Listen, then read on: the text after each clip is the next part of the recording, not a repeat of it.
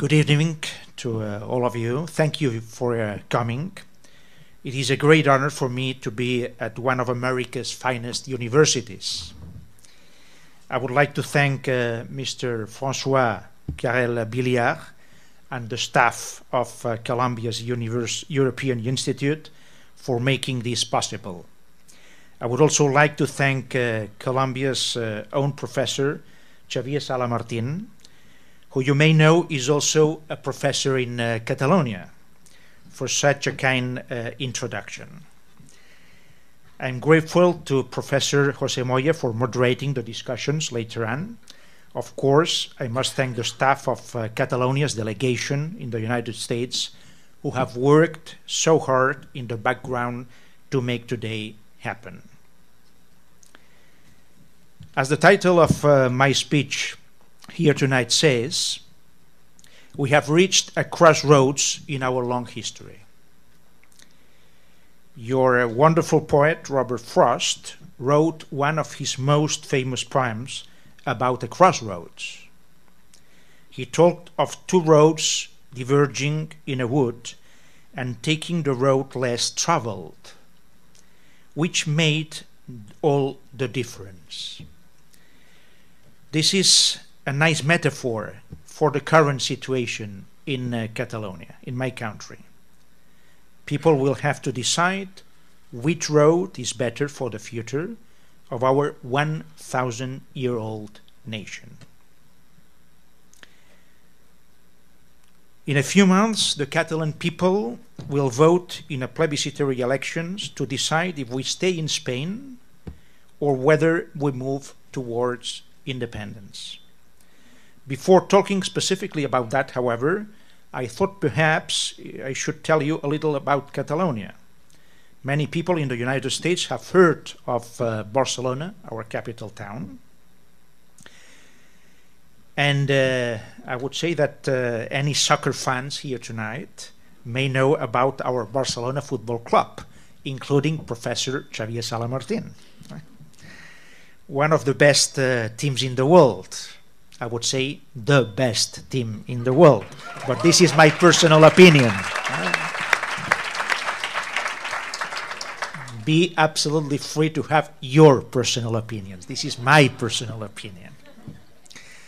But let me say that not many Americans really know much, if anything, about my homeland.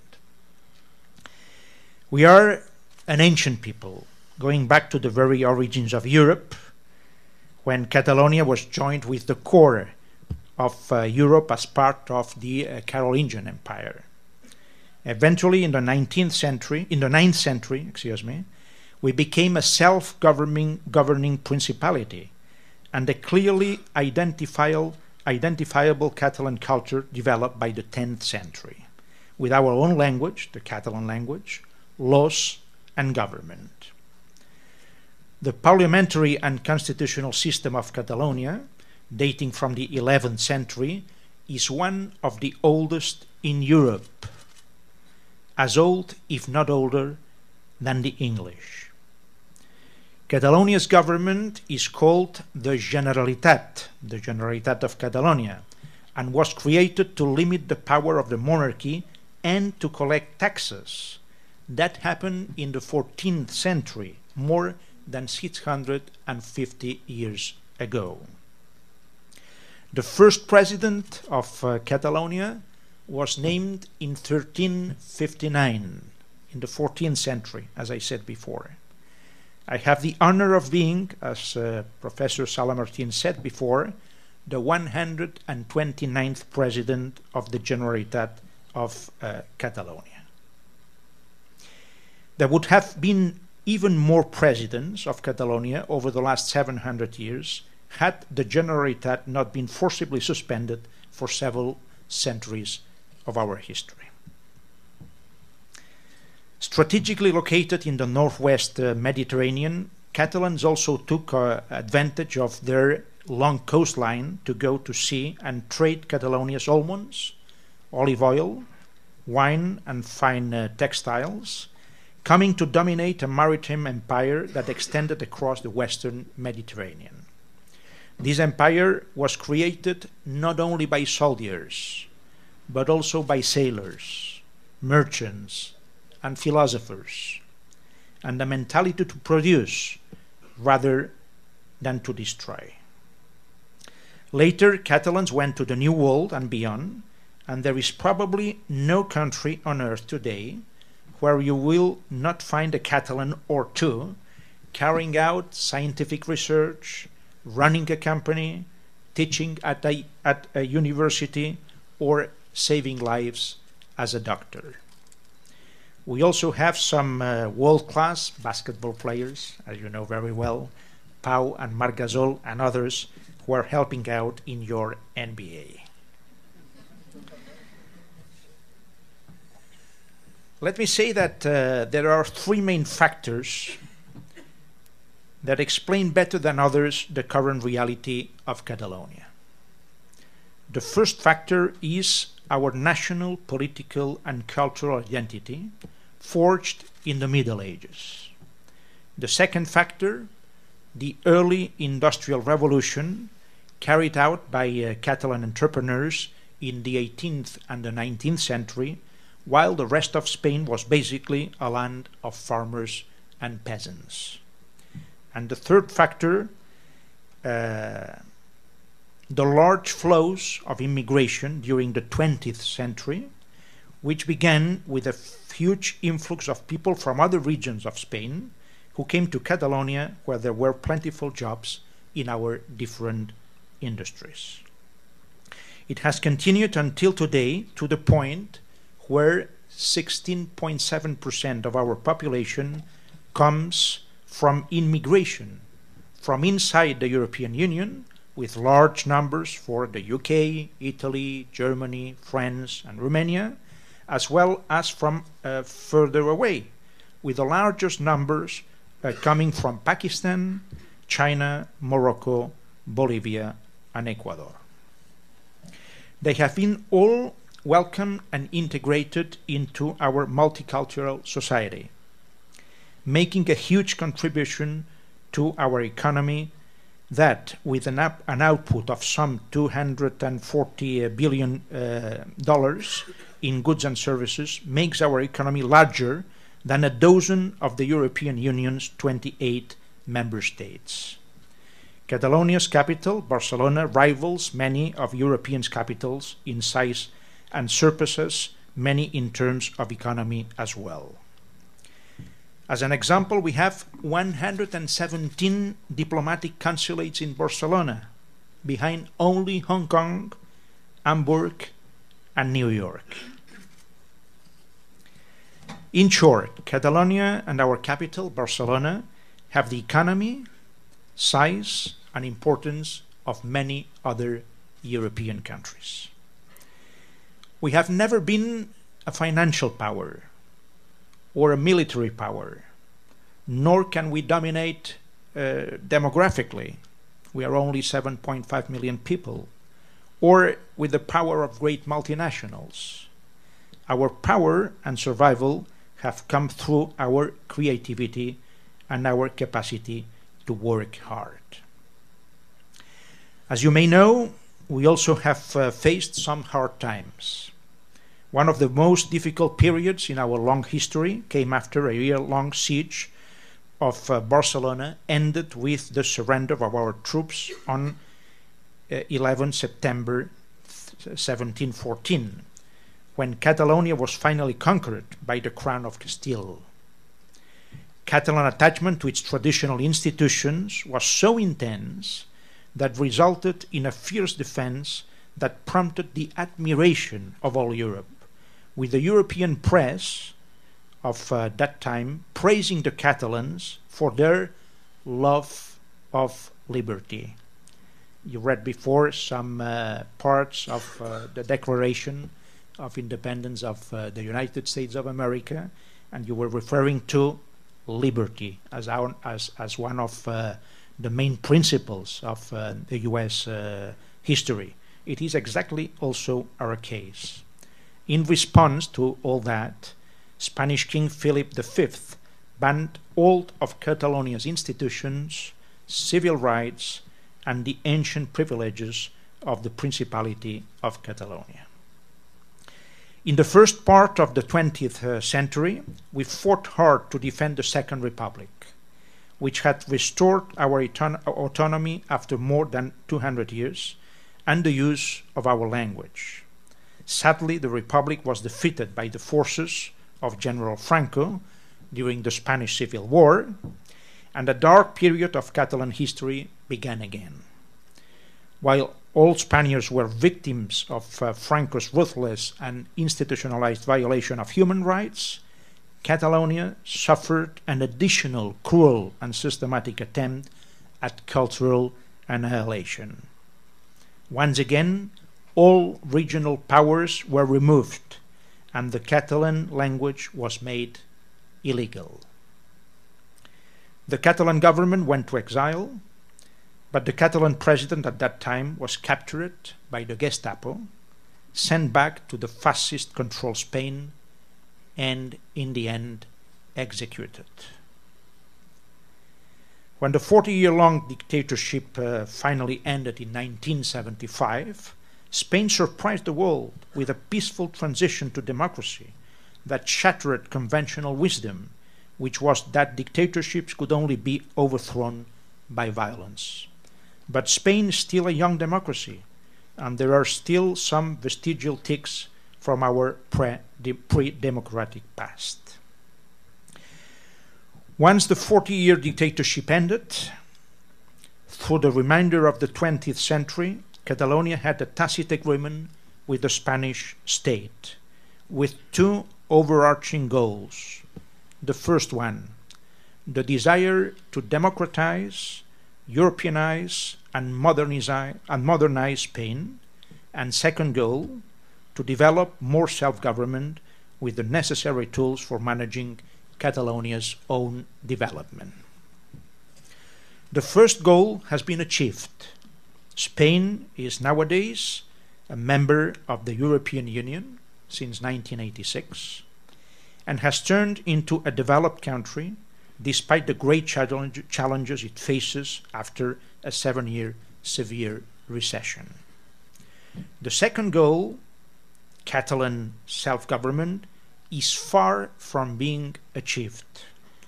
As a matter of fact, we can talk about a strong process of recentralization of powers, taking advantage of the economic crisis and the absolute majority of the ruling Conservative Party in Spain.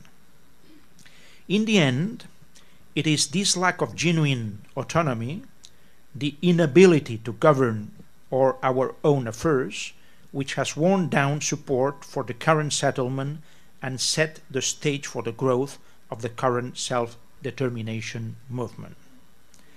To Catalans, self-government means, in the first place, having the competencies to protect and nurture our cultural patrimony and our centuries-old language. Catalan, as a language, is the largest language group in Europe without its own state, and yet one cannot address Spanish government institutions, even today, in any language other than Spanish, although the Catalan language is an official language in Catalonia, and theoretically it is specifically protected by the Spanish Constitution. And because Spain does not request it, Catalan is also not an official language in the European Union. Instead, the current Spanish Minister of Education declares publicly that Catalan children need Hispanization. In other words, they need to be more uniformly Spanish. And the school system incurs regular interventions by the central government claiming bias against Spanish, even when all tests show that Catalan students are bilingual and they even score better in Spanish than some autonomous communities who only use the Spanish language. This may seem like a distant or an esoteric issue to someone here in New York, but we would ask you to remember this is our own culture and language in our own land. A language which I dare say exists only because Catalans have tenaciously fought to keep it alive over the centuries and in spite of, rather than thanks to, Spanish institutions. On the economic front, our dream is to create the infrastructure necessary to make the Barcelona port one of the top container ports in Europe, as it already is for the cruise industry, and for it to serve as the top cargo hub from the Americas and Asia to the rest of Europe. We have a vision of Barcelona Airport, one of the most popular tourist and business destinations in the world, of becoming a truly transnational hub on par with Frankfurt or Milan, other non-capital hubs. We have a dream of implementing an industrial policy more properly to Catalonia's infrastructure and economy, and we dream of university reform to give our students what they deserve, one of the best educations in the world. And I can go on, but the important point is that to all these questions the answer is the same. We cannot. We do not have control or competencies over our airports. The state still keeps a monopoly of control over our ports as well, ditto on industrial policy, as well as the university system. Our highly restrictive regional governance structure leaves minimal room for anything that Americas would recognize as real autonomy or real self-government. But let me be clear, I have not come here to complain. Rather, I have come to tell you about how and why we dream of a different future. We are aware that many on this earth are not as fortunate as we are, and that we have no problems of any developed world economy rather than the crushing poverty or war that many of our brothers and sisters suffer in other parts of the world. I know that, and believe me, we get that. At the same time, what we wish to explain is that Catalonia is a centuries-old nation whose citizens have every right to create, if the citizens of our country so democratically choose, a different social construct with different institutions and different priorities than their current state.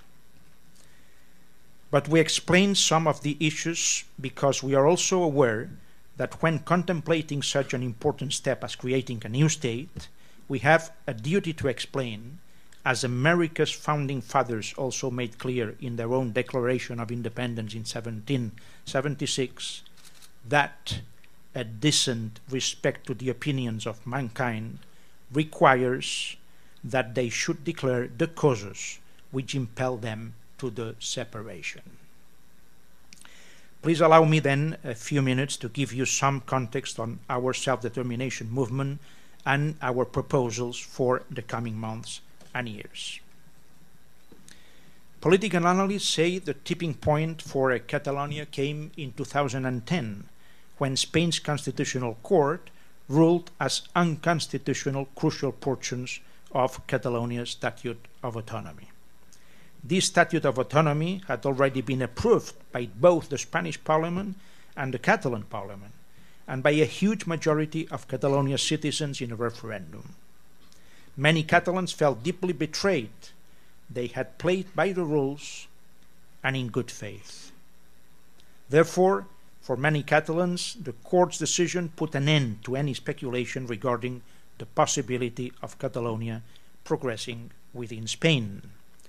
The Constitutional Agreement of 1977, where we were to have home rule in exchange for loyalty to Spain, was literally shattered.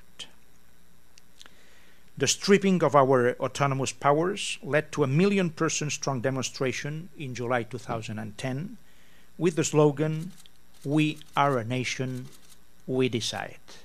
That happened in July 2010, 5 years ago. This 1 million-person march has been followed by several others. Professor Sala Martin were explaining to us some of these big movements in Catalonia.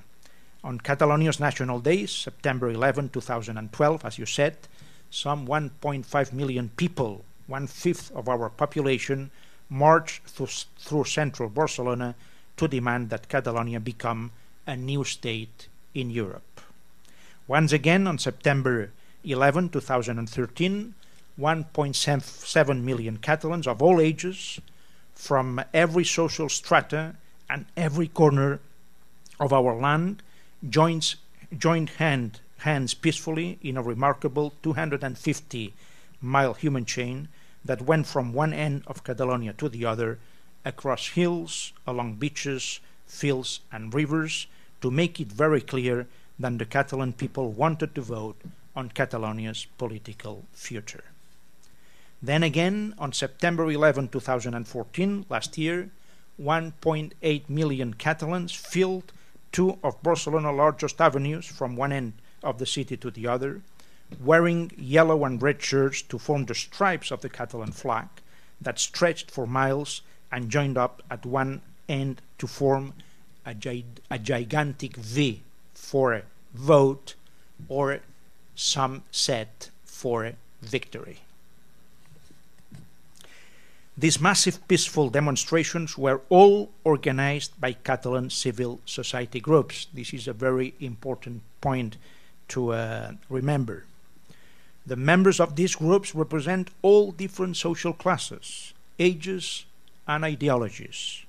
They come from every corner of Catalonia and include Catalans who were born in Catalonia as well as others from around the world, some with Catalan as their first language, others with Spanish as their first language, or English, French, Urdu, Mandarin, Polish, or Arabic. They have all been welcomed and integrated into our society, and one also Catalonia's dream to be fulfilled. The independence movement started spontaneously at the grassroots level. Unlike what some have claimed, it was not the idea of a radical politician or an irresponsible political party. This process has come from the bottom up, and as the movement grew, the political parties realized that they had an obligation to fulfill the people's will to have a vote on their political future. At that stage, we felt we had three different options. The first one, to resign ourselves to the situation which most people didn't want. Second option, to try to change the Spanish Constitution.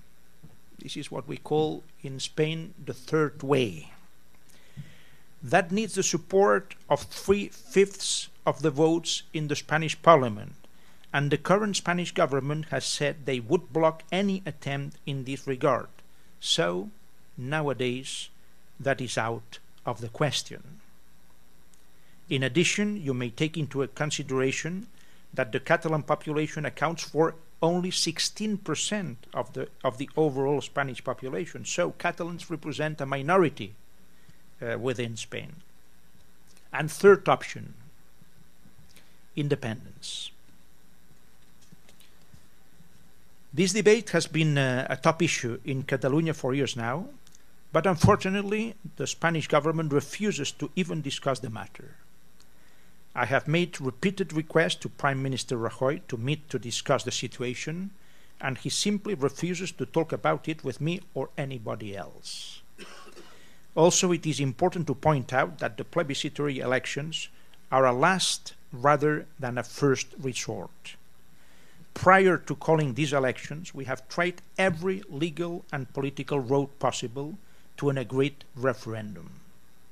In September 2012, the Catalan Parliament approved a motion with 65% in favor to formally ask the Spanish government to authorize a self-determination vote in Catalonia, as the British government did with Scotland. Our request was quickly denied, even though the majority in the Catalan Parliament in favor of a referendum was broader than the one in the Scottish Parliament. In January 2013, the Catalan Parliament passed a declaration of sovereignty stating that the people of Catalonia have, by reason of democratic legitimacy, the character of a sovereign political and legal entity. This was overturned by the Spanish Constitutional Court in May 2013, a few months later. After the Catalan Parliament passed a consultation law in September 2014 and set the day for a non-binding consultation on November 9, 2014, just 25 years after the fall of the Berlin Wall.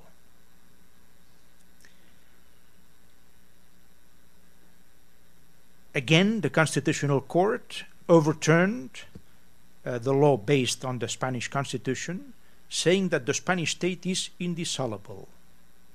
The Catalan law made clear that referendums would be non-binding consultations, but this was emphatically refused anyway.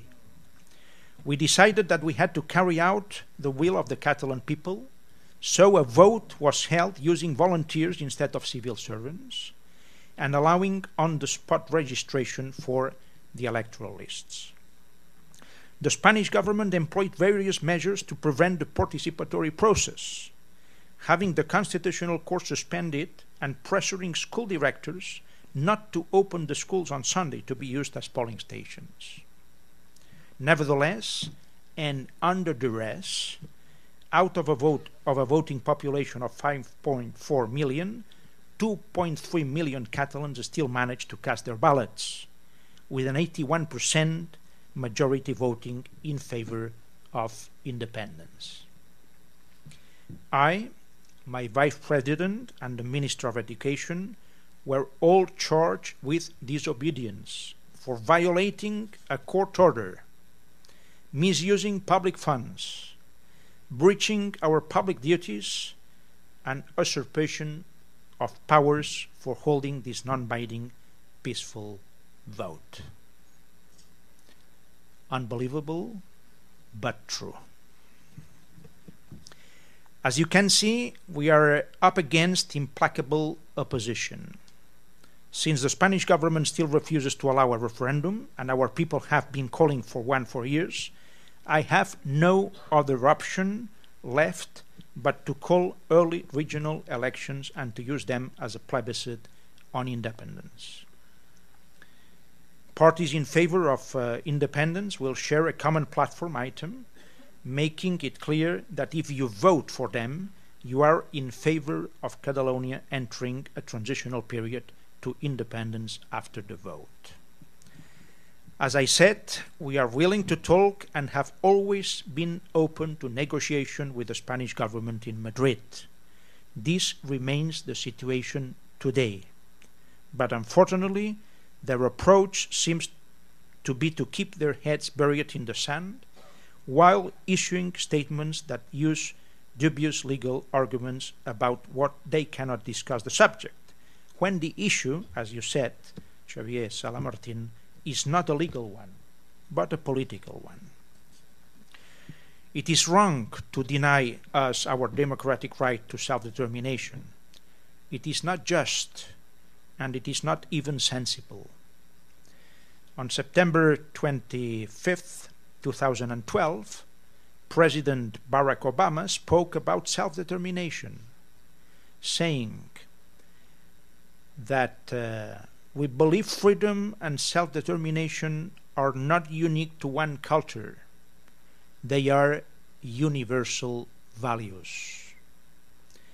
In preparation for the September plebiscitary elections in Catalonia, we are also taking the first steps towards creating the state structures and tools we would need should there be a majority of votes in favor of independence.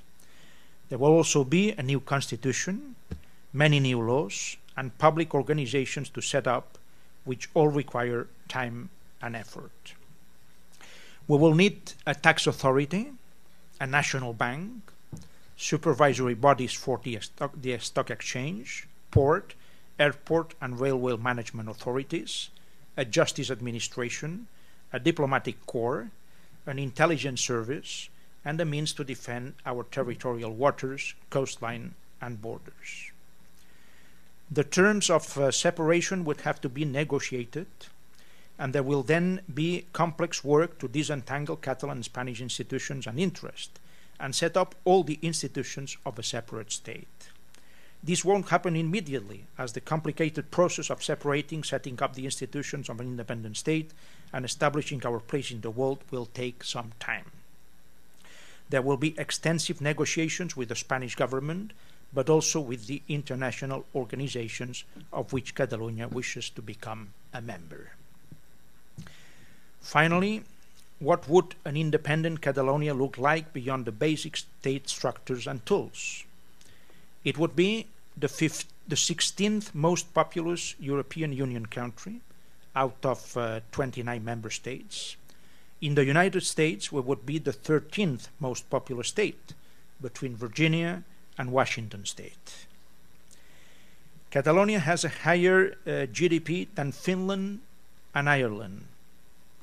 With only 16% of the Spanish population, we make up a quarter of Spanish exports and also a quarter of Spanish foreign tourism. We are a land of creative and innovative business and commercial entrepreneurs. Barcelona is a smart city, and we have become a regional technology hub, a kind of Silicon Valley for Southern Europe. We are the second region in Europe with the most research grants. More than 5,500 foreign companies operate in Catalonia, and we play a leading role in attracting foreign companies to Spain and Europe. We would be good neighbors, reliable allies, and a net contributor to the European budget. In fact, we have been net contributors to the European budget since Spain joined the European Union in 1986. We also do not bear ill will of any other nations, least of all Spain. The historical, cultural, and family ties are too deep. Geography has bound us together, and we will always remain Spain's friends. But what we have now doesn't work. We do not say that Spain has to be the way the Catalans want it to be. It doesn't make sense. Spain should be how it wants to be, and Catalonia should be how Catalans want it to be. To each his own, without imposing on the other.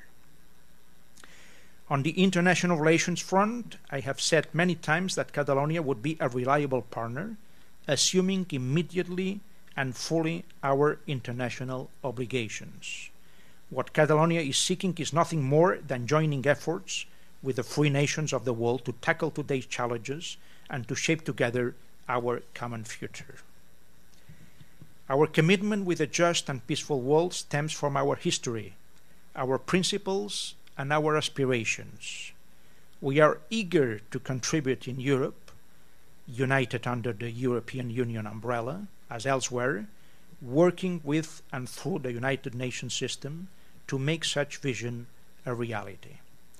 Catalonia believes in multilateralism and is willing to contribute to its proper functioning. From the design and implementation of the agreements around the post-2015 agenda to the challenges of climate change, sustainable development, and the promotion of human rights. Our country is ready to prove our commitment and our capacity to provide a substantive contribution to the international community. Catalonia is called to become an anchor of stability, not only of financial stability, creativity, and economic growth in the Iberian Peninsula and the south of Europe, but also an anchor of stability in terms of security, as well of social and intercultural coexistence in the west of the Mediterranean. And we would also, of course, reaffirm our commitment to our partner across the Atlantic, the United States of America. Catalonia and the United States relationship is nearly as long as the United States has existed. In fact, it was President John Adams who created the first American consulate in Barcelona.